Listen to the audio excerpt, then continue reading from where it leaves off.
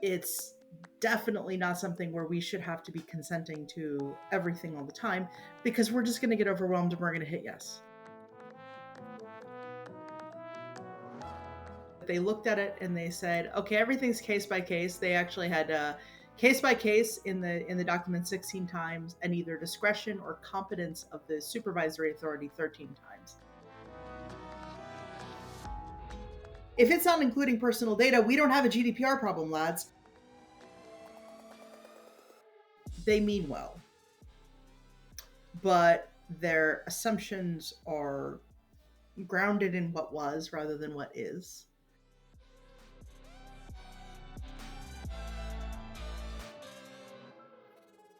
Hello everyone, I am Sergio Maldonado and this is Masters of Privacy, a set of interviews covering the intersection of marketing, data, privacy and technology with a clear goal in mind, which is redefining the relationship between people, brands and media around transparency and control. Which is to say, we're aiming for real customer centricity, or if you will, human centricity. We regularly talk to DPOs, CMOs, CDOs, and whoever else we find interesting and able to share valuable insights. So we hope you like it. Please do reach out if you have any ideas on future topics or speakers.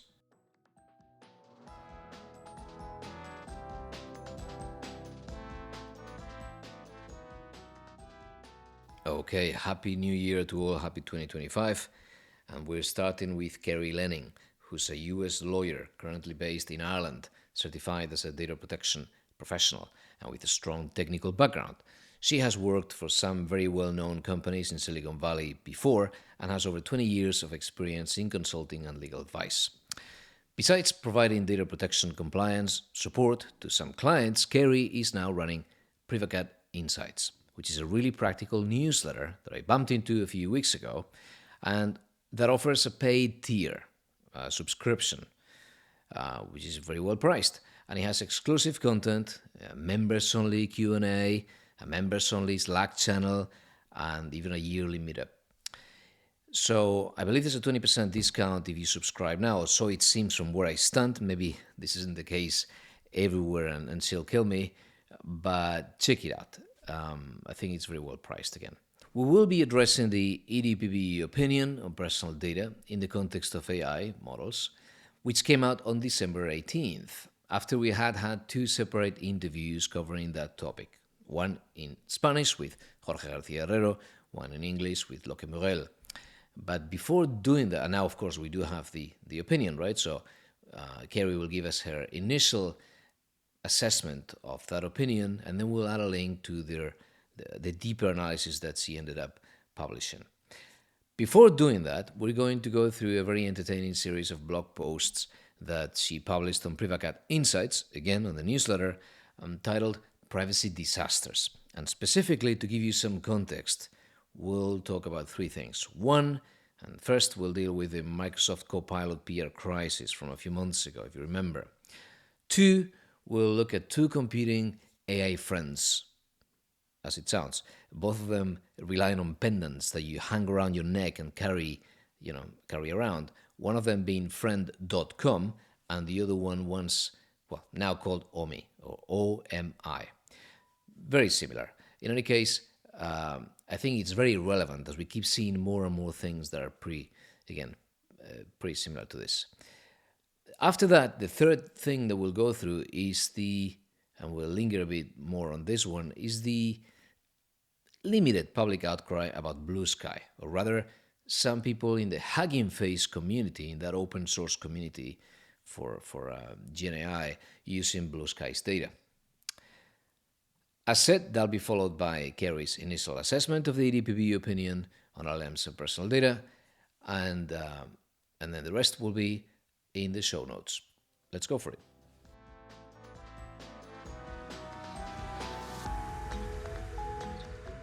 Carey, thanks for joining me. Thanks. Happy to be here. Okay, so fantastic. So you've got all of these privacy disasters you've been documenting, and it's a good start. Starting with the last one to sort of warm up, Microsoft is back at it. Yeah. And you did mention this. How do we approach this one. So Microsoft and their mission to remember everything you do on your computer and apply AI so that then they can assist or complement your sort of human limitations, however they want to call that. It's funny. I was chatting with my husband. We do walks, try to do walks every day. There's a canalway in Ireland. And so we were walking, and I was explaining this whole thing to him because he's heard me rant off and on about the problems and everything. And I'm just like, I, for the life of me, cannot figure out what the fuck these guys were trying, like what problem they were trying to solve, um, because it's not clear. And when you look into the history, when you look into some of the reports and everything else, you find out, well, it was kind of a team that had developed this kind of shadowily and didn't bother to include like the privacy team or the security team or bother to have, the security frameworks that Microsoft, the company, had designed. And so I don't know. I think someone, well, the joke at, my husband works for a tech company, and the joke there is if you ever want to get a promo, you come up with some new piece of technology. You never get a promo for shutting something down or for making it better or for doing anything else. But if you come up with some new shiny, then you will get a promo. So maybe it was just some guy wanted a promo. I don't know. Or maybe there is an unmet need, but I honestly, as I wrote in my article yesterday, it was a solution in search of a problem. Yeah. So it's called recall. I get it all confused, and you know why? Because there used to be this thing called rewind. It was only for Mac, and it was very popular. Maybe 2 years ago or something. And I thought, okay, they're missing out. The Windows world is missing out because many Mac users are really raving about this thing. They're saying it's really useful. And what it used to do was take snapshots of everything you did. So screen captures. It was taking so much memory that's why I think they had to discontinue it, because it was taking so much space. I don't know if it was 30 gig per month. It would store everything you did and then go through the images, the screenshots, and translate that into text to be able to then map it and for you to search through your life, right? Through your history. And I thought, okay, if Microsoft feels they're missing out and they think this is a killer app, then it's such a good case for some sort of personal AI use case that maybe they're trying to imitate that. But yeah, but then I've never seen this Apple version of Rewind. I know that there's some things for searching in text, and there's some, like, for good instance, Google has photos, and you can do natural language search for pictures, and there's like discrete examples, right, or music or whatever. I don't the concept on its own is not necessarily bad.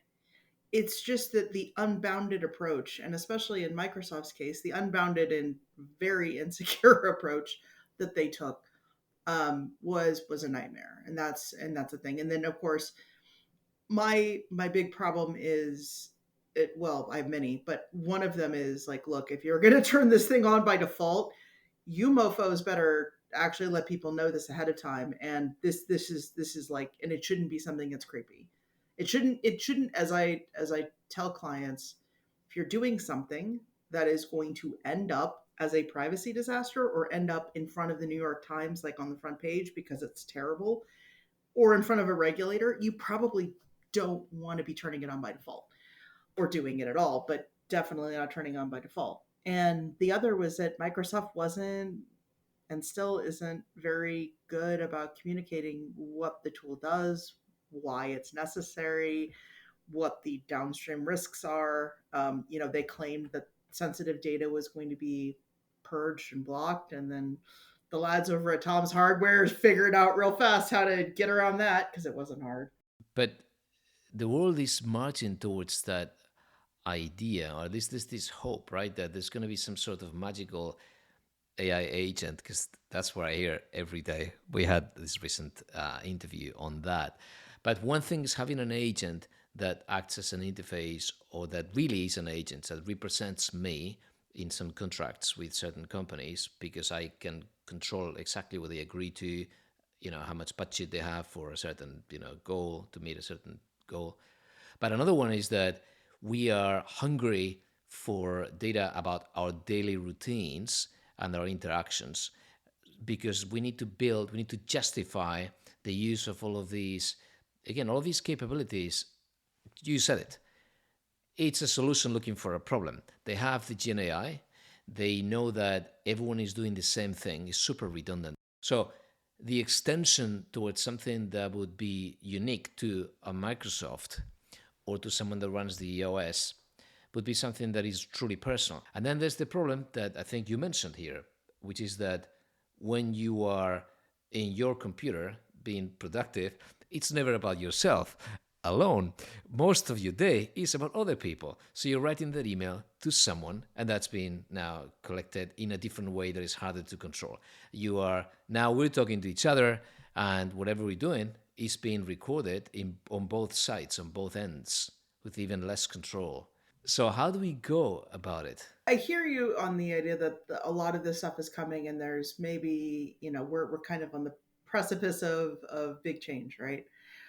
But I I guess I I use the there's a meme, the torment nexus. The author, I just created the torment nexus as a cautionary tale, and then tech company goes, oh, that's a great idea. Here's the torment nexus version 1.0, and it's like, just because some of these things can exist, or because some people saw it on Black Mirror and go, ooh, Yeah. that sounds great, doesn't mean that they need to actually implement them that way.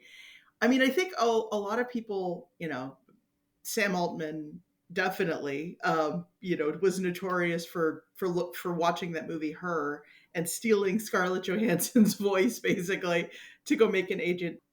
I think there is definitely value in coming up with tools that can assist us, coming up with agents or things that can do kind of what I like to think of as controlled um, specific tasks on our behalf. I totally used Gemini to go plan my recent trip to Madeira. I was just like, Gemini, I want to go to Madeira in November. It was great. It was lovely, by the way. I want to go to Madeira in November. Tell me all the places to go and tell me like what's around in these individual things. And I have a 14-day itinerary. Whack at it, right? An agent for that, tons of sense. Makes perfect sense to me. I don't Yeah. know how helpful an agent that recalls what browser I had open 4 years ago is, though. And I don't know if people really have that kind of a need. And so these companies are coming up with these agents, which I do agree, these can be very useful. These like recall like thing within context or with some boundaries set around it, some data minimization, maybe some retention periods. Like at first Microsoft had no retention period, you couldn't set anything and it was keeping everything. Having some guardrails and some customization makes a huge difference.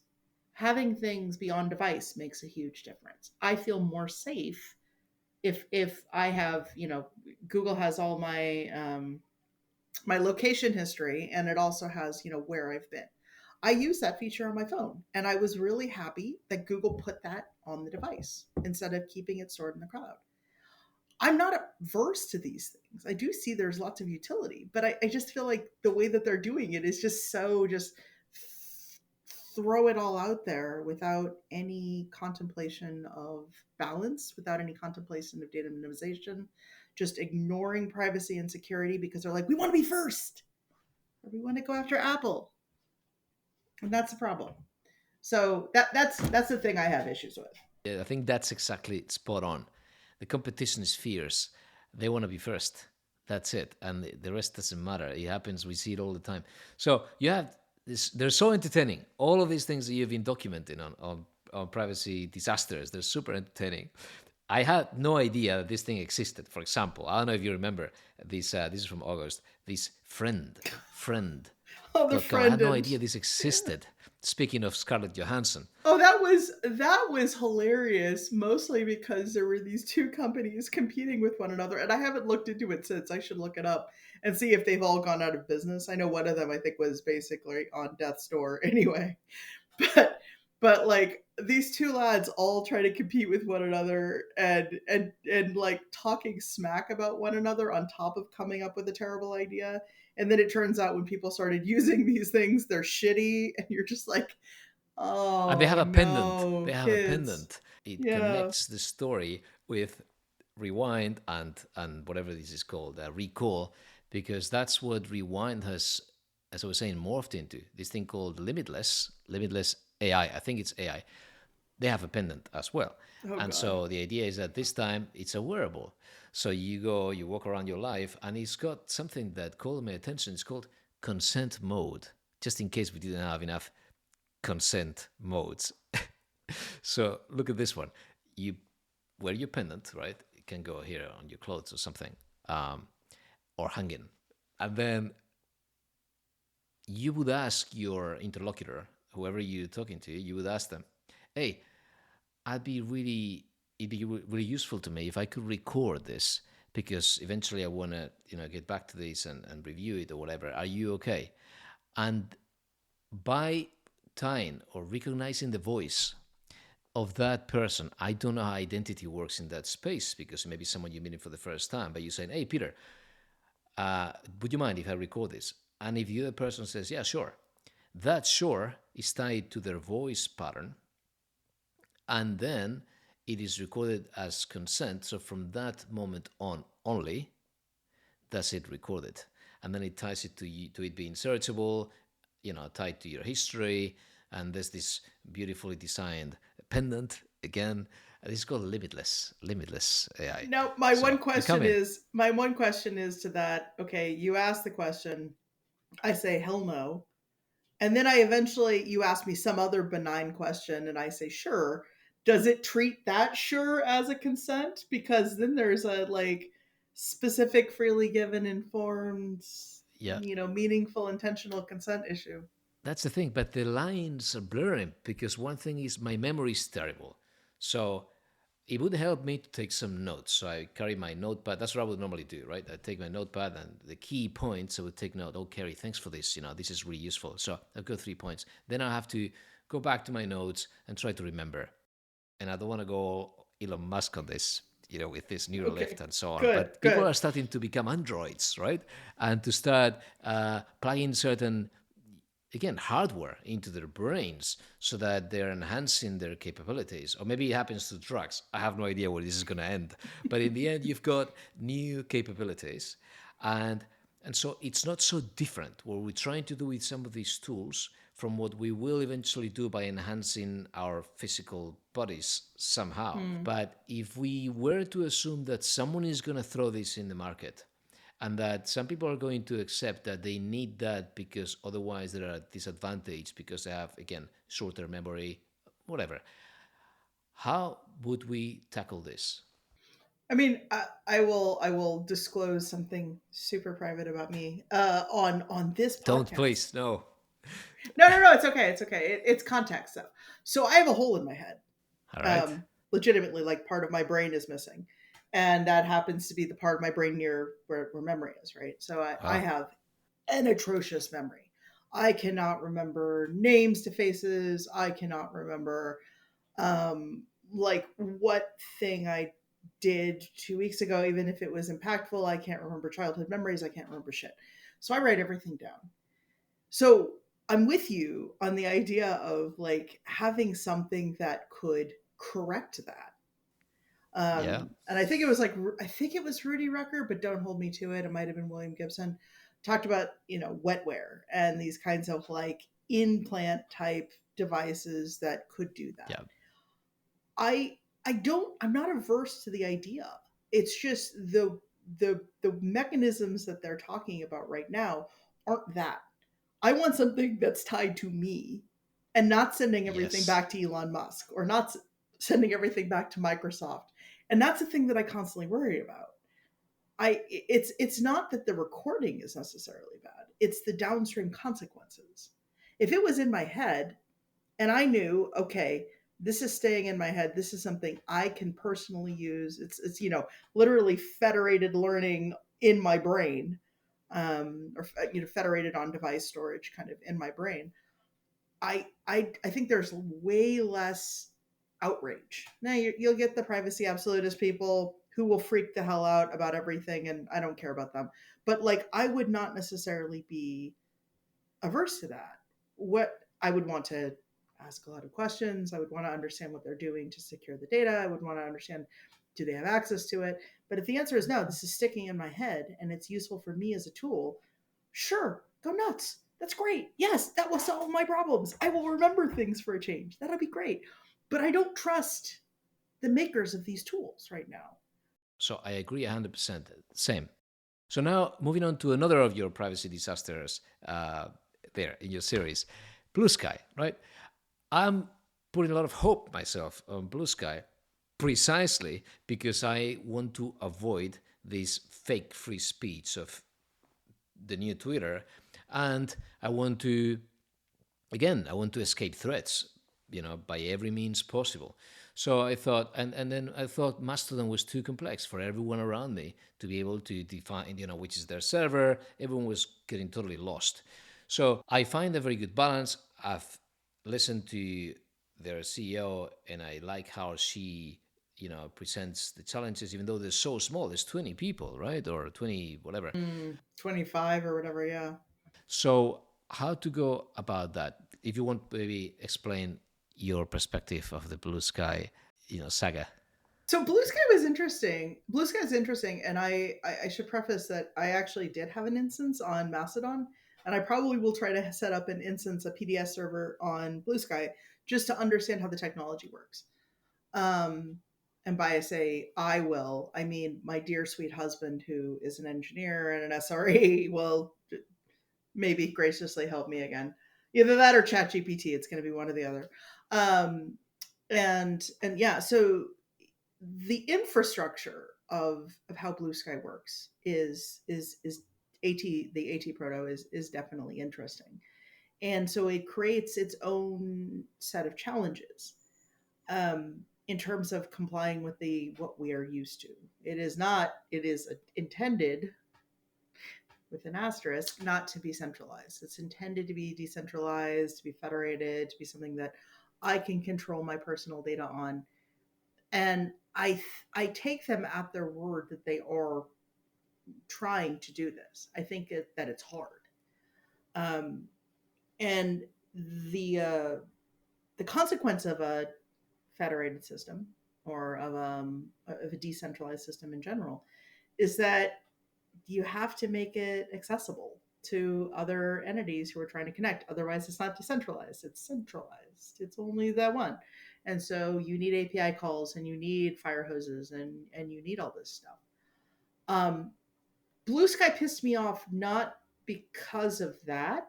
That was an interesting problem, and I tried to reflect that as the problem, as an understanding of the complexities of the technology that they're using.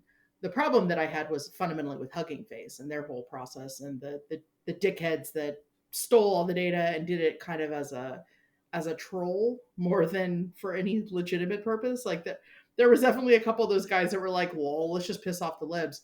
Those guys can go to hell. And so those were the folks that I was actually pissed at, and I was pissed at Bluesky more about their lack of moderation and Hugging Face at their lack of moderation, lack of going after just genuinely abusive behavior than I was about the technology stack. Like I understand intrinsically the technology stack is what it is. And if you want these things, it's like I was explaining to someone, um, they were upset about just federation as a concept. And they were saying, well, they should be able to uh, control who has access and stop people who are abusing it. And while Hugging Face or Bluesky could absolutely ban these folks, they can't necessarily control what is used downstream. And I use the example of email. I said, you can say you don't want this information to be sent over email, but anyone who gets the email can forward it to all their friends. This happens all the time, and yet everyone doesn't lose their mind. I mean, there's a data breach aspect potentially, but but no one loses their mind about the fact that this is a concept that can happen. And so, what I spend a lot of time trying to do, I think, in the privacy disaster series, but also in my blog generally, is straddling that line of saying, okay, this is a problem. Some of this problem is based on the technology. Some of this problem is just abusive behavior, and some of this problem is exogenous to all of those things. And it's just either humans doing shitty things, or downstream consequences that weren't considered, or you know, I talk a lot about consent being problematic as a backstop because it's a collective action problem. Like these are all these systemic problems that are much bigger than just this one technology or this one thing. And so that's my what I hope to be communicating in my blog and in these privacy disaster series and all the other stuff that I'm talking about, is that these are complex problems and there's lots of them. So yeah, because breaking it down, right? Breaking the problem down a little bit. In the early days of Twitter, we already had this idea of a firehose. I remember going to some meetings with data. There was this thing called Data Driven New York City back, I don't know, whenever, in 2014. And everyone was building on top of it's not that early, but everyone was building on top of the Twitter firehose, as it was called. Everyone, because it is assumed that if you're in a microblogging platform, that everything that you publish is public. And so then we go into the next problem, which you are also explaining in your article. So one thing is that I accept that whatever I publish is public. Right. And you were saying there's different Right. spheres. We were talking about the party, the concept of the 100 people party, right? And I don't know if the karaoke or, yeah. So then you've got this Right. idea that one thing is public. Okay, public, but how public, right? How the circle is defined from the outset, at the outset. But we already had this in the world of, again, of Twitter. So it's not new. What is new is that now we've got the whole AI training capabilities and the whole element of us being predictable. And it's sort of accepted that you can go and start grabbing anything that is published on a website. And so, what do we do with this thing? In terms of first training AI, what should we expect of Bluesky in that regard? I fundamentally think that one of the biggest, well, there's many problems, but one of the biggest problems is that our laws are, to a certain extent, geared around an idea of individual choice. Dan Solove, Professor Solove, and Professor Woodrow Herzog talked about this individual choice model, right? Yes. And they, pointed out that that works in some contexts. When the internet was new, I was old. I'm old, and I was on the internet in 1994. So am I. So yeah, so I mean, it was new and shiny and fancy, and I had no concept about my privacy or anything else. But I kind of didn't need to, because the ratio of users was small, and the threat was relatively manageable. Also, because I hung out with a lot of hackers. But anyway, that's a different story. Um, and I kind of knew what I was getting myself into, and I knew what the boundaries of trust could be. If I really wanted to secure everything down, I could still hide. The problem right now is the where it was a small number of users before, and I could, have an educated guess, an educated understanding maybe of my risks and work around those. I don't have that anymore because there's just millions of assholes. There's bots, there's mis and disinformation campaigns, there's dickheads on Hugging Face, there's Elon Musk, there's all these like terrible bad actors that have eroded whatever degree of trust existed on the internet, right? And so the tools, the technology, the stack hasn't manifestly caught up to that trust degradation that has happened. And I don't know what the answer to that is. I know that I'm with Professors Herzog and Solov that it's not in the individual choice model. It's definitely not something where we should have to be consenting to everything all the time, Yeah, because we're just going to get overwhelmed and we're going to hit yes.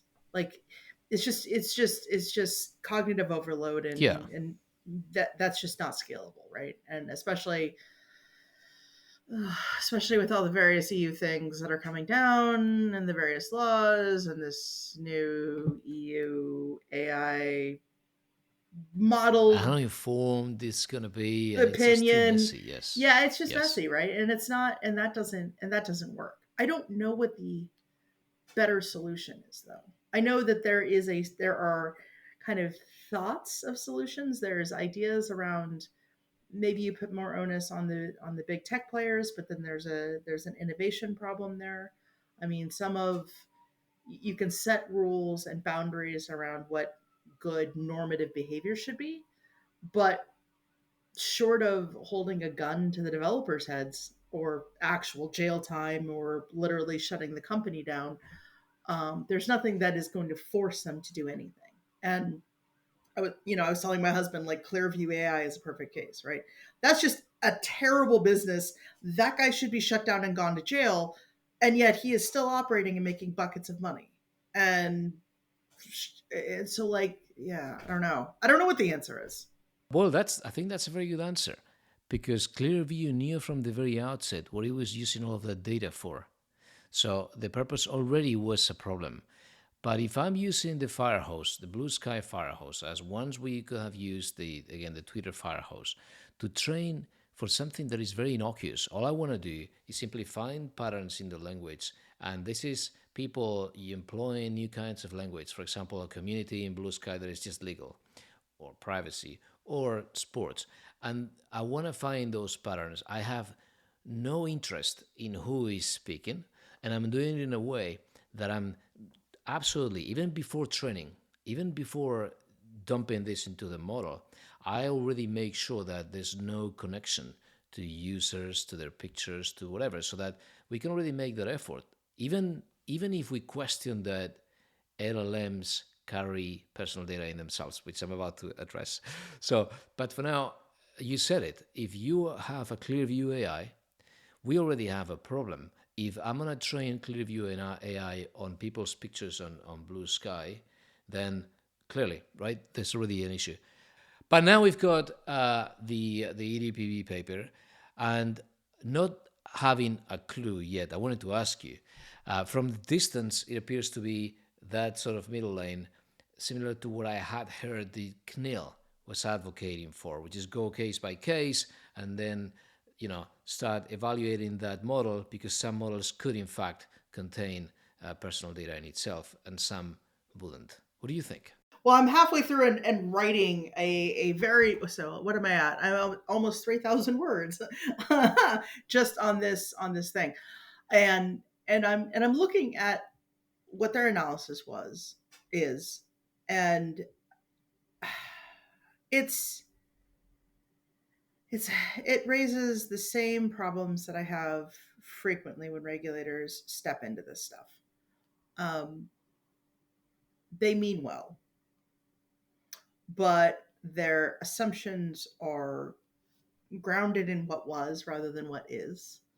And they are grounded in, frequently, though not always, a lack of technical foundational knowledge about how these systems work.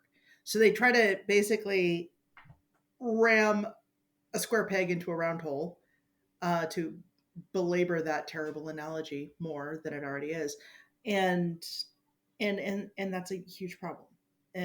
This decision, they looked at a handful of things. They ignored a whole bunch of stuff that I thought was really kind of important, but they looked at a handful of things. They looked at the legitimate interest basis. They looked at the anonymization question, and they looked at kind of unlawful processing. And they, my assessment that I have in here somewhere is basically that they looked at it and they said, okay, everything's case by case. They actually had case by case in the document 16 times, and either discretion or competence of the supervisory authority 13 times. And what that boiled down to me was a whole lot of fuck it if we know, you guys go figure it out. I mean, it was there was like a it was like a non-answer. It was a here's the problems, you guys go figure it out. And I and I'm thinking to myself, the poor supervisory authorities are looking at this going, I came to you for an answer, man. What the hell? I think the problem is that most of the answers are ideal state answers.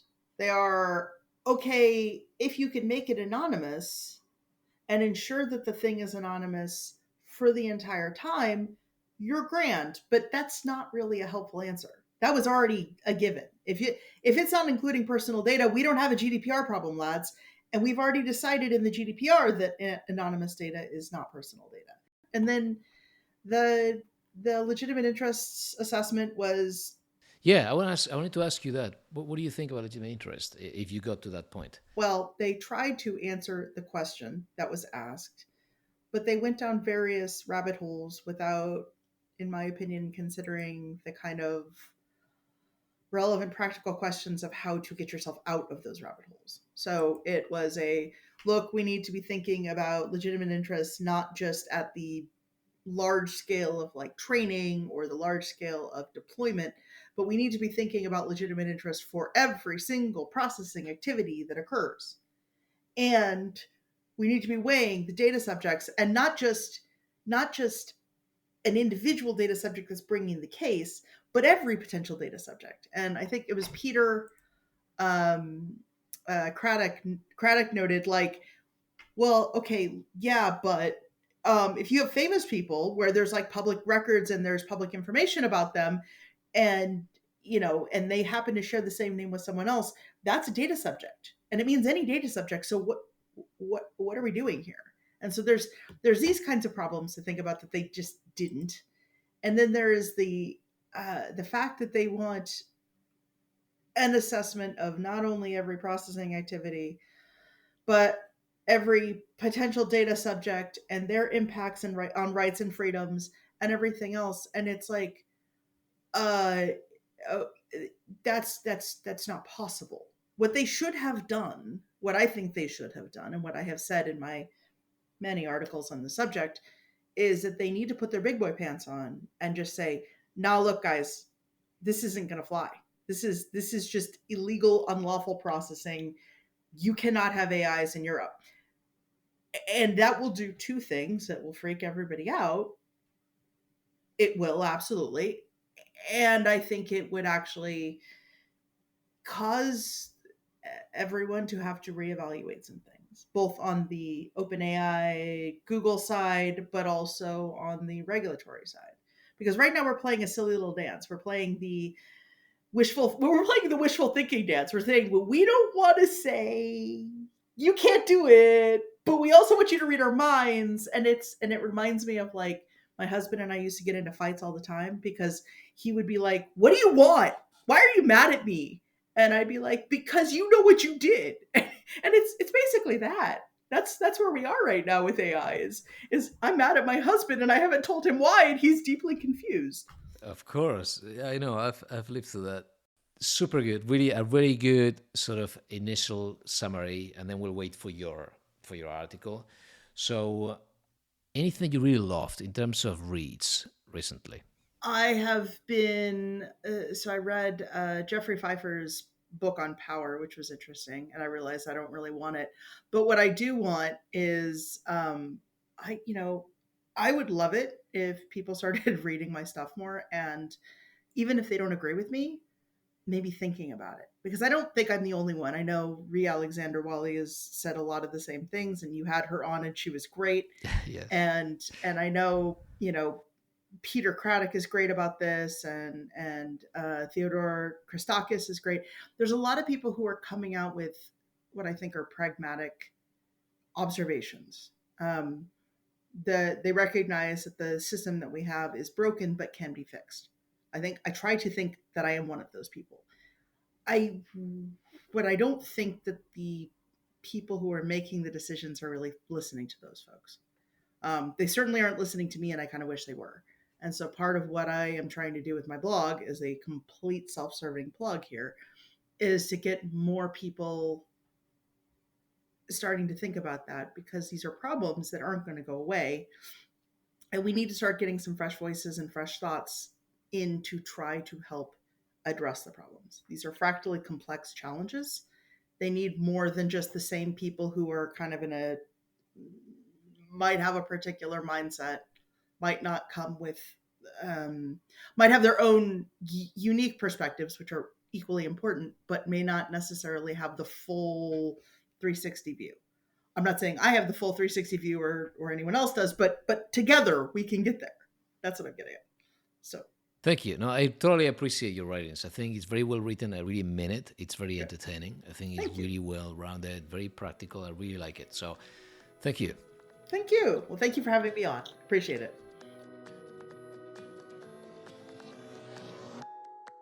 Okay, that's all for today. Follow us on Bluesky and in the Masters of Privacy Altogether profile, you will find the starter pack, which includes the feeds of all of our past guests.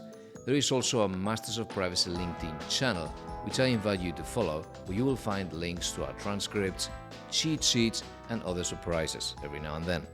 Our main website is mastersofprivacy.com. Thank you for listening.